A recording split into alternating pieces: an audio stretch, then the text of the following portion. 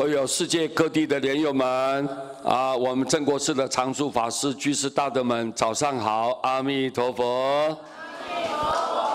好，今天呢，我们很开心非常高兴的来为各位介绍有关《观无量寿经》佛陀讲的一段话。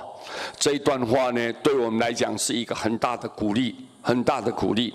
首先，它的内容就告诉我们。 若念佛者，当知此人则是人中的昏陀利化。也就是说，如果在现在这个年代当中，有一个人念佛了，有一个人愿意念佛的人，你要知道这个人会怎么样啊？是在人的当中他是非常高贵的。昏陀利花就是白色的莲花。 是很洁白嘛，很尊贵的意思，非常高尚的意思高尚意思。为什么会有一旦念佛就会出现莲花呢？佛一再的说明，他说我们人过去佛在世的时候，就500年的时间，叫做正法年代，众生呢是依靠戒力来成就，靠戒力来解脱。 如果500年过后1000年时间叫做相法年代，那么相法年代呢，我们用什么来修持呢？佛陀说以禅定，禅定不要打妄想哦，不要有散乱心哦。如果心意能够集中，这样很容易就成就。所以这个是依禅定来成就，就这1000年。那么1500年以后，有10000年的时间叫做末法年代。 那么现在已经就是末法了，末法已经经过1000多年了，还有后头呢将近8500年，还有8500年，8500年过后就进入法灭年代了，进入法灭年代。那么这个10000年这个时间呢，佛陀很清楚的用他高超的智慧。 圆满的悲心，透露这个重大的信息，告诉我们一切末法众生。他说，这个年代你要用什么修行来成就呢？用什么方法才可以相应的呢？他就很恳切的告诉我们，剖开心腹各位可以讲说是没有一点保留。 知道吗？没有一点藏私，他完全清清楚楚的告诉我们众生，只要你念佛就可以成就。所以末法众生以念佛而成就，所以我们就知道，我们一定要好好的信受奉行，各位对不对啊？对不对？所以你看，他说念佛的人就是人中的昏陀利花，一朵白色的莲花，多么尊贵！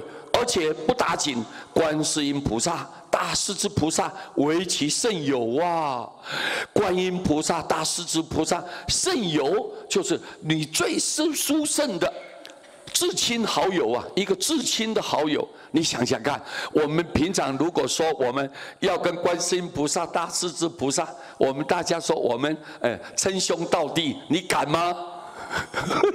各位，你想你敢吗？没有一个人有这个身份，没有这个正量嘛，各位，对不对啊？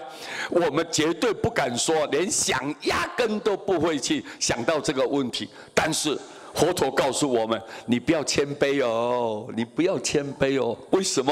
只要你念佛，那观音菩萨、大势至菩萨就是你的至亲好友这个朋友呢是永远疼爱着你、关心着你，而且在从旁，在随时都在，可以讲说是护持着你，护持着你。